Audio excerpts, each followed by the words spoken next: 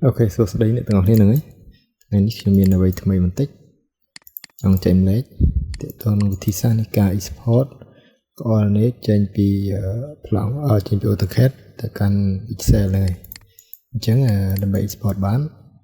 យើងមានច្រើនវិធីយ៉ាងជម្រើសក្នុងការធ្វើក្នុងការ export ហ្នឹងក៏ប៉ុន្តែថ្ងៃនេះខ្ញុំចែកម្លែកតែពីរចំណុចទេទី1គឺខ្ញុំប្រើ extension ដែល extension ហ្នឹងមានឈ្មោះថា export AutoCAD coordinate ហើយទី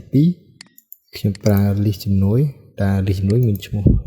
CON CWORN ហ្នឹងហើយអញ្ចឹងអូខេដើម្បីចាប់ផ្ដើមយើងចូលទៅកាន់ master plan របស់យើងមកអញ្ចឹងយើងត្រូវតែមាន master plan មួយដែលយើងបានរៀបចំហើយអញ្ចឹងយើងរៀបចំហើយចង់ import យក coordinate នេះចេញមកអញ្ចឹងយើងឥឡូវបើកប្លង់នោះមកអញ្ចឹងអូខេហ្នឹងហើយអញ្ចឹងយើងចង់ import កន្លែងណាយើងទៅចូលប្លង់ហ្នឹងហើយយើងទៅរកទីតាំងយើងចង់ export ហ្នឹងអញ្ចឹងមានតែប្លង់ហ្នឹងគឺខ្ញុំបានរៀបចំហើយអញ្ចឹងយើងចូលទៅកាន់ export ចូលទៅកាន់ទីតាំងរបស់យើងដើម្បី export ឥឡូវថាខ្ញុំចង់ export 5ពងហ្នឹងអញ្ចឹងដើម្បីយើងទៅប្រើការងារនៃការឋានជាក់ស្ដែងជាមួយនឹងម៉ាស៊ីន survey ហ្នឹងអញ្ចឹងយើងចាប់ដើមអញ្ចឹងដំបូងហើយគូស polyline សិនមកយើងគូស polyline នៅទីតាំងយើងចង់បានអញ្ចឹងចង់បាន coordinate ហ្នឹងអូខេហ្នឹងអញ្ចឹងយើងគូសអាហ្នឹងមកជាងគូសវាឥឡូវខ្ញុំឧទាហរណ៍ទៅ5ពងទេអញ្ចឹងខ្ញុំគូសទៅ5ពងទេអូខេហ្នឹងហើយបានណាប៉ុណ្ណឹងបានអញ្ចឹងខ្ញុំបញ្ជាក់បន្ថែមវិញខ្ញុំបានបញ្ជាក់មិញថាខ្ញុំបង្ហាញតែពីរបៀបសិនទេអញ្ចឹងទី1តាម extension ទី2តាម list ដែលយើងមានដែរអញ្ចឹងណាអញ្ចឹងអូខេដើម្បីចាប់ផ្ដើមអញ្ចឹងយើង enter យើងចុចទៅលើ polyline របស់យើងហើយយើង enter ហើយយើងបើក extension របស់យើងអញ្ចឹង extension ហ្នឹងនៅក្នុង extension យើងកំណត់ដែរអញ្ចឹងសូមតែយើងកំណត់មិនគឺយើងត្រូវមិនឲ្យយើងត្រូវទេត្រង់កន្លែងហ្នឹងយើងចង់គ្រីសវាក៏បានចង់អត់ក៏បានអញ្ចឹងបញ្ជាក់បន្តិចបើកាលណាតែយើងគ្រីសបានតែវាសូនេះវាបង្ហាញរីករាងទី1 2 3 4 5មែនតែទីតាំងដែលយើងចុចនឹងចំកន្លែងណាគឺកន្លែងហ្នឹងវានឹងរាប់លេខទៅតាមហ្នឹងអញ្ចឹងហើយទី2នេះតើតើណា right equality ហ្នឹងគឺតើតើនឹង coordinate មិនឲ្យវាបង្ហាញនៅលើប្លង់ដែរអញ្ចឹងកន្លែងហ្នឹងជាទូទៅយើងអត់បង្ហាញទេអញ្ចឹងដោយសារតែវាមានរហូតវាមានលេខច្រើនបើតែវាមាន x y ហ្នឹងហើយ z ទៀតអញ្ចឹងវាមានលេខច្រើនញ៉ៃច្រើនអញ្ចឹងជាទូទៅក្នុងប្លង់ master plan គឺយើងអត់បង្ហាញវាទេហ្នឹងយើងបាច់គ្រីសយកវាទេអញ្ចឹងតែបើ serial យើងបង្ហាញតែដើម្បីយើងដឹងថាអូពងកន្លែងនេះលេខប្រមាណអញ្ចឹងចាអញ្ចឹងវាងាយស្រួលអញ្ចឹងហ្នឹងហើយអូខេហ្នឹងហើយអញ្ចឹងក្រោមបន្ទាប់ទៀតគឺតើតង tick high នេះគឺជាលេខពេលយើងជួយ export មកគឺវាមានលេខ1 2 3អញ្ចឹងគាត់ទៅលេខទំហំប៉ុណ្ណាអញ្ចឹងវាអាស្រ័យលើប្លង់របស់យើងដែរទេអញ្ចឹងបើយើងដឹងថាយើងប្លង់យើងគូសនៅ scale ប្រមាណទំហំណាអញ្ចឹងយើងហើយមើលថាពិបាកខ្លាំងទេយើងបាច់ដាក់តែហ្នឹងនេះទុក default version មកចាំយើងកែតាមក្រោយក៏បានដែរអញ្ចឹងអូខេនឹងកែបានដែរអីទេអញ្ចឹងបន្ទាប់ទៀតតទៅ data x y ហ្នឹងអាហ្នឹងគឺយើងមិនបាច់កែតែនេះទុក default 0 1 និង 0 អញ្ចឹងអូខេហ្នឹងហើយមួយទៀតដែរគឺតកតងនឹងprecision ហ្នឹងកន្លែងហ្នឹងយើងចង់ដាក់ប៉ុន្មានក៏បានអញ្ចឹងយើងចង់ដាក់ default របស់វា4ក៏បានឬក៏យើងដូរបានហ្នឹងអញ្ចឹងតែទូទៅខ្ញុំយកដល់3ដែរហ្នឹងព្រោះអីចា precision ហ្នឹងគឺតកតងជាមួយនឹងកន្ទុយក្បៀសហ្នឹងថាបើប្លង់យើងគិតជាប្លង់យើងគូសនៅលើម៉ាក់ខ្នាតជាម៉ែត្រអញ្ចឹងតែយើងគិតថាតើខ្នាតប្រមាណដែលយើងអាចឲ្យវាលំអៀកឲ្យរត់បានឲ្យបង្ហាញលេខដល់ហ្នឹងអញ្ចឹងខ្ញុំ3លេខហ្នឹងមិនន័យថាវាបង្ហាញតែត្រឹមមីលីម៉ែត្រអញ្ចឹងអូខេអញ្ចឹង3លេខហ្នឹងអូខេយើងការងារសំណងត្រឹមតែ3លេខហ្នឹងវាអត់បញ្ហាទេអញ្ចឹងយើងយកបានហើយ3លេខហ្នឹងអូខេហ្នឹងហើយអញ្ចឹងប៉ុណ្្នឹងហើយយើងអូខេតែយើងជួយ export ទៅបានហើយយើងជួយ export ហើយយើងរងចាំបន្តិចហ្នឹងហើយខ្ញុំបញ្ជាក់បន្តិចនៅក្នុងពេលរងចាំគឺដោយសារតែ extension ហ្នឹងវាអត់សូវ support ជាមួយនឹង AutoCAD version ថ្មីទេអញ្ចឹងយើងរងចាំវាលូតបែបនេះអញ្ចឹងឃើញអញ្ចឹងវា alert បែបនេះគឺយើងមិនបាច់ចុច speed tool ឬក៏ retry ទេហ្នឹងយើងចុច cancel មកអញ្ចឹង cancel អូខេហើយវាលូតចូលក្នុង AutoCAD យើងគឺយើងទៅ select ទៅលើ polyline ដែលយើងបានគូសហ្នឹងហើយយើងចុច enter ពីយើង enter ទៅគឺ enter ទៅគឺយើងអូខេអញ្ចឹងពេលយើង enter ទៅយើងបានលេខរៀងអញ្ចឹង1 2 3 4 5 data អ្វីដែលយើងបានចុចអញ្ចឹងនៅពេលដែលវា load យើងចុច enter ហើយវា load បែបនេះអញ្ចឹងយើងចុចអូខេដែរហ្នឹងយើងចុចអូខេរហូតទៅវា load ប្រហែលដល់យើងអូខេប៉ុណ្ណឹងទៅអូខេចោលមកគឺវាដល់វាចេញមកដល់ file ដែលវាបាន export មកអញ្ចឹងដល់ពេលចេញប៉ុណ្ណឹងយើងត្រូវមើលដែរកន្លែងណាខ្ញុំមាន3ដែលយើងត្រូវមើលគឺមួយ save as CSV ទី2 copy to clipboard ទី3 open in Excel អញ្ចឹងយើងពេលយើងត្រូវធ្វើបន្ទាប់គឺយើង open in Excel យើងកុំចុច save ពីព្រោះបើកាលណាចុច save នេះអស់ទៅនឹងដែលយើងអត់តរៀបចំវានៅញ៉ៃអញ្ចឹងគឺយើងចុចទៅកាន់ Excel ដើម្បីយើងរៀបចំឲ្យស្អាតពីអញ្ចឹងអូខេហ្នឹងអញ្ចឹងយើងចុច open in Excel មកអូខេអញ្ចឹងនៅពេលចុច open in Excel បែបនេះហើយយើងរងចាំឲ្យវា load ពេញអស់អញ្ចឹងអូខេហើយយើងអាចបិទបានណាយើងអាចបិទវាចោលមក cancel ខ្វែងវាចោលអញ្ចឹងយើងអាចបិទវាបានហើយអញ្ចឹងប៉ុណ្ណឹងយើងរៀបចំមករៀបចំអស់ហ្នឹងមកឲ្យវាស្អាតអញ្ចឹងណាអញ្ចឹងបញ្ជាក់បន្តិចនៅក្នុងហ្នឹងនៅក្នុងការរៀបចំហ្នឹងយើងត្រូវដឹងថាតើម៉ាស៊ីនដែលយើងត្រូវយកទៅប្រើនៅការថាហ្នឹងយើងប្រើជាប្រភេទម៉ាស៊ីនអ្វីជា total station ឬមួយក៏ DGPS ហ្នឹងហើយនៅក្នុងម៉ាស៊ីនហ្នឹងទៀតសោតក៏យើងត្រូវដឹងដែរថាតើម៉ាស៊ីនហ្នឹងវាចាប់យកមុនឬក៏ end មុនអញ្ចឹងព្រោះម៉ាស៊ីនខ្លះ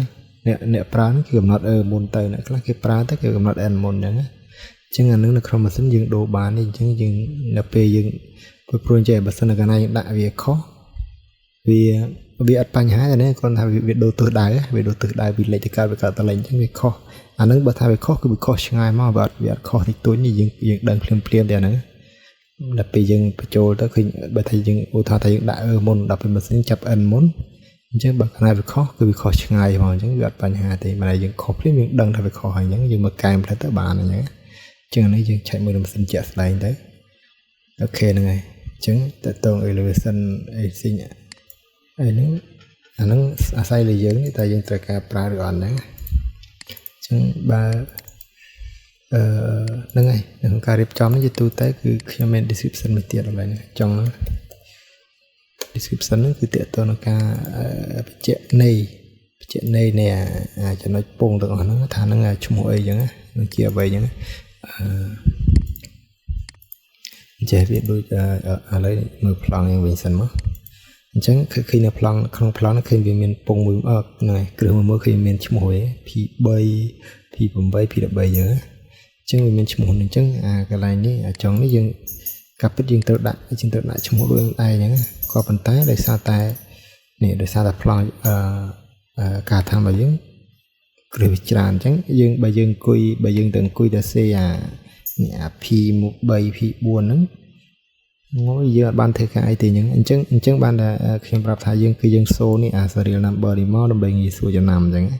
តែណែសូ serial number នេះមកអញ្ចឹងគ្រឹះទាំងអស់ហ្នឹងឈ្មោះវាអីហ្នឹងគឺយើងមិនបាច់ដាក់ទេអញ្ចឹងយើងមិនបាច់តែខ្វល់ទេយើងដាក់តែយើង note ចំណាំតែមួយទៅអញ្ចឹងយើងដាក់ថាជា file ទេមកឬក៏ដាក់ស្អីបាននេះដាក់ A ដាក់ B បានតែយើងនេះអញ្ចឹងតែប៉ុណ្ណឹងទៅចោលអញ្ចឹងបានតែអ្វីដែលយើងត្រូវចំណាំនេះគឺ1 2 3អញ្ចឹងយើងត្រូវមើលគឺមើល1 2 3មកហ្នឹងទៅតង serial number ទៅបានហើយប៉ុណ្ណឹងអូខេអញ្ចឹងយើងរៀបចំប៉ុណ្ណឹងបានហើយមានអីទៀតបានហើយពីបានហើយយើង save ធម្មតាទៅហ្នឹងហើយយើង save ទៅហើយក្នុងការ save ហ្នឹងខ្ញុំជាបន្តិច total station គឺវា support CSV ញ៉េយើងត្រូវតែ save ឲ្យទៅជា CSV ពីព្រោះអី CSV វាបានទាំង total station ហ្នឹងបានជា DGPS ទៀតអញ្ចឹងយើងអាចsave វាទៅជា CSV អញ្ចឹងបញ្ជាក់នេះគឺយើង save យកជា file CSV comma delimited ហ្នឹងហើយកន្លែងហ្នឹងចូលនេះមកប៉ុណ្ណឹងបានអូខេ save ទៅអូខេចឹងរួចរាល់អូខេហ្នឹងហើយប៉ុណ្ណឹងបានចឹងfile CSV គឺវាមានអក្សរសម្គាល់បែបនេះគឺមានកន្ទុយ A ក្បៀសអញ្ចឹងអានេះគឺ CSV ហើយអូខេហ្នឹងអញ្ចឹងវិធីទី1អូខេឥឡូវចូលទៅវិធីទី2យើងប្រើ extensor ប្រើ list ចំនួនអញ្ចឹងប្រើ list ចំនួនឥឡូវខ្ញុំប្រើវិធីទី2មួយទៀតគឺខ្ញុំប្រើ list ចំនួនកន្លែងហ្នឹងហើយ ចឹងគឺខ្ញុំប្រើលេខជំនួយអញ្ចឹងលេខជំនួយត្រូវធ្វើម៉េចអញ្ចឹងមកនៅពេលយើងប្រើលេខជំនួយយើងត្រូវ download នេះយកមកទុកកុំព្យូទ័រយើងហៅណាអញ្ចឹងជាងនៅពេលយើងចង់ចូលទៅប្រើគឺយើងចុច AP ន័យថា app load យើង load app នេះចូលមកក្នុង AutoCAD របស់យើងអញ្ចឹងយើងទៅរកនេះយើងទៅរកទីតាំងដែលយើងបានទុកនោះមកតែយើងទុកនៅកន្លែងណាអញ្ចឹងខ្ញុំទុកខ្ញុំមាន folder ខ្ញុំទុកអញ្ចឹងយើងចូលទៅដល់ទៅហើយយើង load វាមកអញ្ចឹងកន្លែងនេះវាបញ្ជាក់ថាតើយើងចង់ឲ្យfile con ឲ្យវាជប់ជា automatic មានន័យថាឲ្យវាជប់នៅក្នុង file របស់យើងជារៀងរហូតឬក៏មិនអញ្ចឹងជាទូទៅខ្ញុំមិនឲ្យជប់ទេអញ្ចឹងខ្ញុំឲ្យជប់ទៅពេលខ្ញុំកំពុងប្រើទេដល់ពេលជប់ប្រើពេលបាត់ហើយបើកវិញគឺ load សារថ្មីអញ្ចឹងយក one មកហ្នឹងតែបើយើងចង់ឲ្យនៅរហូតគឺយើងយក all the way មកអញ្ចឹងខ្ញុំយក one មកអូខេ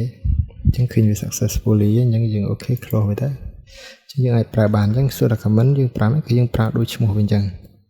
CWORN អញ្ចឹងយើង enter កន្លែងនេះគឺខ្ញុំអត់ប្រើរាប់ច្រើននេះគឺយើងយក polyline SP line មកអញ្ចឹងយើងយកនឹងមកហើយយើង select លើ polyline ហើយយើង enter ទៅអញ្ចឹងកន្លែងនេះគឺវាសួរថាតើយើងចង់បង្ហាញលេខនេះដូចតែខ្ញុំប្រាប់មុននេះកន្លែងនេះលេខ1 2 3 4 5អញ្ចឹងប៉ុន្តែគ្រាន់តែថានៅក្នុងលេខនេះគឺយើងអាច start ពីលេខប្រមាណក៏បានដែរអញ្ចឹងមិនន័យថាយើងអាចកំណត់លេខវាបានបើយើងកំណត់ចង់ឲ្យវា start ពីនេះជាពីលេខ10ទៅក៏បានពីលេខ11អីទៅក៏បានដែរអញ្ចឹងប៉ុន្តែអាមុនដែលយើងប្រើ extension មុនហ្នឹងគឺអត់អាចកំណត់បាននេះមិនន័យថាគ្រប់ polyline អស់គឺវា start ពីលេខ1ទៅហ្មងអាមុនប៉ុន្តែដោយឡែកលេខនេះគឺអត់ទេយើងចង់ឲ្យវា start ចេញជាលេខប្រមាណក៏បានដែរអញ្ចឹងព្រោះថាបើខ្ញុំចង់វា start ពីលេខ5ខ្ញុំវាយលេខ5មកហើយ enter ទៅអញ្ចឹងវាហើយ enter កន្លែងនេះគឺវាចង់ថាតើយើង save អា file កអនេះវាទៅជា text file ឬក៏ Excel ហ្នឹងអញ្ចឹងដូចខ្ញុំប្រាប់ហ្នឹងថាយើងចូលទៅជា Excel ទៅដើម្បីងាយស្រួលរៀបចំហ្នឹងហើយអញ្ចឹងយើងចុច Excel ទៅអូខេអញ្ចឹងឃើញវា start ឃើញលេខរៀងគឺ start ពី5ទៅ5 6 7 8 9អញ្ចឹងបើសិនយើងវាយលេខ1គឺ start ពីលេខ1 2 3 4 5ទៅវិញដែរហ្នឹងអូខេហ្នឹងហើយអញ្ចឹងតើតង file Excel វាចូលមកវាដូចតាមមុនដែរទេអញ្ចឹងយើងរៀបចំវាទៅតែយើងត្រូវរៀបចំមិនអញ្ចឹងយើងរៀបចំដូចតាមមុនទៅមានអីយើងត្រូវថែមថយអីខ្លះដើម្បីយើងចូលក្នុងម៉ាស៊ីនយើងបានត្រឹមត្រូវហ្នឹងដូចតាមមុនទេអញ្ចឹងយើង save ទៅដូចមុនទៅបានអូខេហ្នឹងហើយតែប៉ុណ្ណឹងរួចរាល់ហើយមានអីទៀតខ្ញុំអត់ save ហ្នឹងព្រោះ save មុនហើយអូខេហ្នឹងហើយអូខេអរគុណ